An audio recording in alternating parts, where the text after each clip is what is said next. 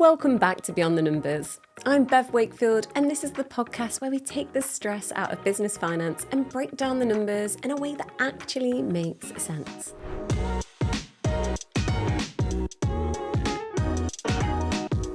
Last week we talked about what is enough. We explored the emotional side of success, what you really want from your business, and how to stop chasing goals that don't belong to you. Well, today's the follow-up. We're taking the idea of enough and giving it a number.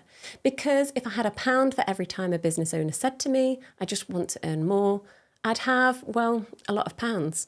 But more isn't a number.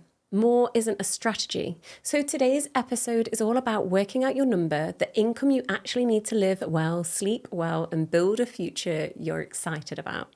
Not someone else's number, not Instagram's number, your number. Now here's where this becomes a problem. So many business owners set vague or inflated income goals, 6 figures, 10k months, just more than I'm on now. But when I ask how much do you actually need, most don't know. And that's how you end up, charging too little, underspending on support, over-delivering and burning out, or scaling a business that never gives you what you actually need. This episode is about fixing that with one simple bottom-up formula. So let's head to the flip chart and break it down. So you want to figure out how much revenue your business needs to generate in order to pay you what you need, cover its costs, and leave room for growth, savings, and tax. So let's go step by step. Step 1 is understanding your personal lifestyle costs. And this includes your essentials, rent and mortgage, utilities and food, the joyful extras, so holidays, hobbies and eating out, and future you, so pensions, savings and emergency funds. We looked at this in the last episode. And let's say your happiness number is £3,900 per month. This is £47,000 roughly per year. That's the amount that you want to take home. Now we're going to take that £47,000. That's your number, and we're going to assume that you're going to draw that all as dividends. You'll probably want to take a mixture of salary and dividends.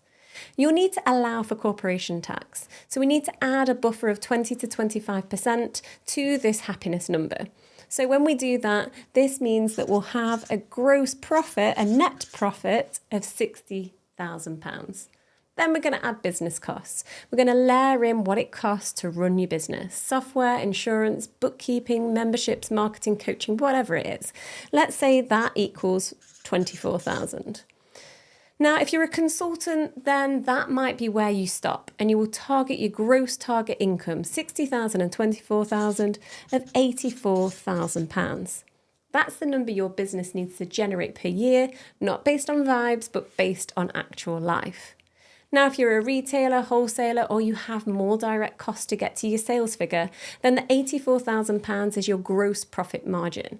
Now, let's assume that your gross profit margin is 60%, then you will need to gross this £84,000 by over 60 and times it by 100. So this gets us to £140,000 turnover. So that's our target, £140,000. This allows you to plan properly and look at how to achieve it. So if you need to bring in, let's go to the £84,000 a year, how will you do that? Let's say you work with 10 clients per year. Each one needs to bring in an average of £8,400 per year, or around £700 per month. If you run a membership or sell products, you can break that down into units. If your capacity is lower, you need to charge more. Now, you're not just setting goals, you're building your business around your life. So what are some tips to help you find and hit that number? Tip 1, work backwards, not upwards. Don't start with, I want 6 figures. Start with, what do I actually need to live well? Tip 2, update your number regularly. Your lifestyle changes, your costs change. Revisit your number at least once a year. Tip 3, add a margin for growth. Don't live on the edge. Add 10 to 20% buffer so you're not stressed by every dip. Tip 4, let your number guide your pricing.